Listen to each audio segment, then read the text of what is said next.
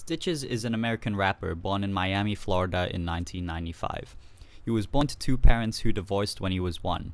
Being 26 years of age today, his real name is Philip Nicholas Katsabanis.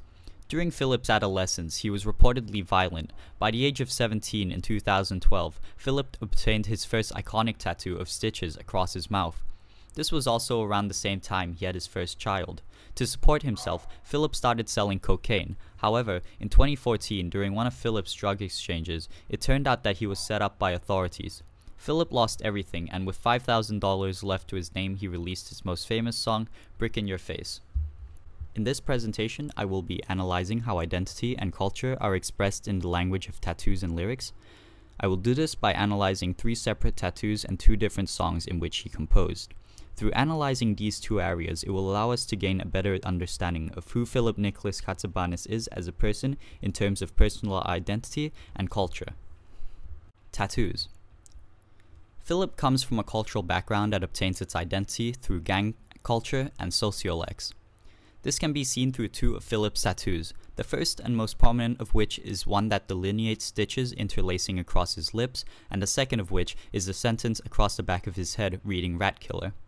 To explain, in popular gang culture, the sociolex snitches get stitches is commonly used to demonstrate the repercussions of being an informant of illegal activities to authorities.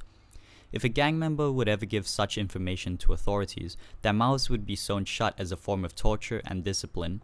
Philip engraving this tattoo across his mouth demonstrates his commitment in abiding by these types of rules set by gangs. This is further exemplified by a second tattoo, Rat Killer. In gang culture, the term rat is commonly used to describe an informant of illegal activities. As a result, Philip's idiolect, Rat Killer, would allude to a killer of informants.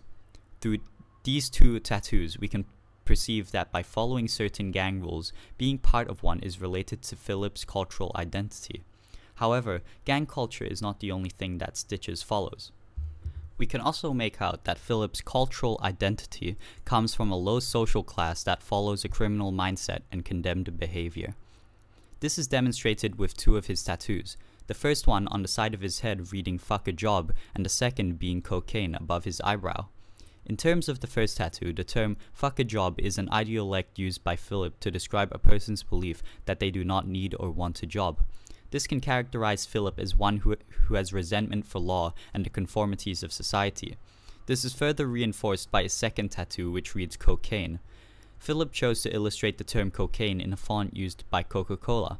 Through using a recognizable brand name's font, he is portraying an illegal substance in an insouciant manner. Both of these tattoos can suggest that part of Philip's personal identity is being unemployed or lacking a legitimate job acceptable by society. Even though we already have an idea of who Philip is and what his cultural background is, we can also examine his music to gain a deeper understanding. Music. In one of Philip's most notorious songs, released in 2014, Brick in Your Face, it is apparent that his personal identity derives from an occupation of selling illegal substances, most notably cocaine. Throughout the song, there are numerous lines denoting this. It can be seen in the following lines. Line 1, put that brick in your face, and line 2, you say you need 100 bricks, well I'm the connect. To firstly address line 1, the jargon brick is used to signify a brick of cocaine or around 1 kilogram. This jargon is typically used by drug dealers to sound innocuous in public and to verify the authenticity of customers. Subsequently, the term brick in your face suggests the act of distributing bricks of cocaine to customers. The second line, you say you need 100 bricks, well I'm the connect, refers to Philip being a prominent distributor of illegal substances.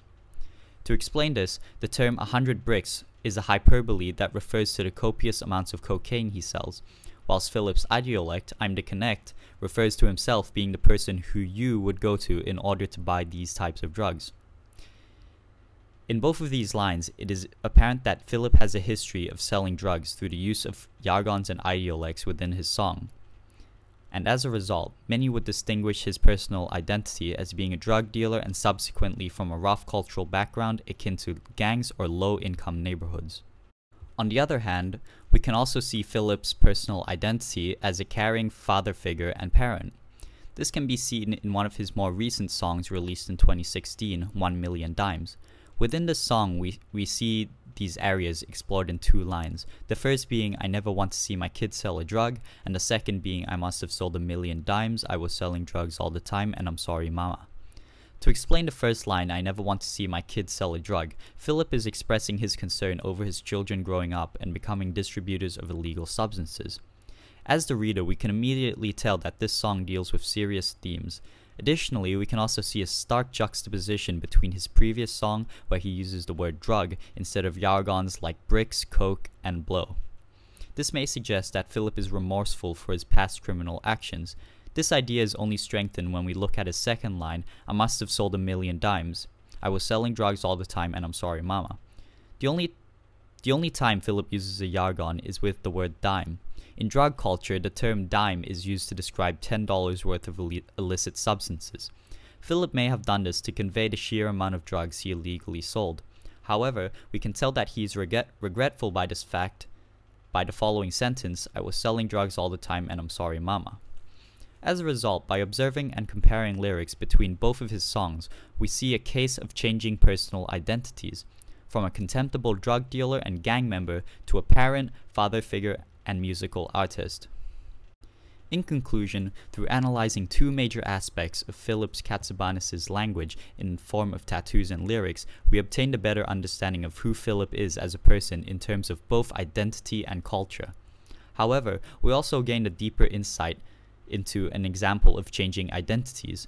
Through analyzing both of his songs, there was a clear distinction between them. Brick in Your Face focused on violent themes related to drug dealing, whilst the other, 1,000,000 dimes, talked about parenting and the consequences of selling drugs. We also uncovered personal and cultural identities that Philip was connected with through his various tattoos. The tattoos insinuated associations with gangs, unemployment, and condemned behavior. Overall, we can tell that Philip came from a cultural and personal background of low income, gang activity, and drug dealing. However, being a father figure, he shows remorse for these past actions and changed to identify as a legitimate musical producer and parent.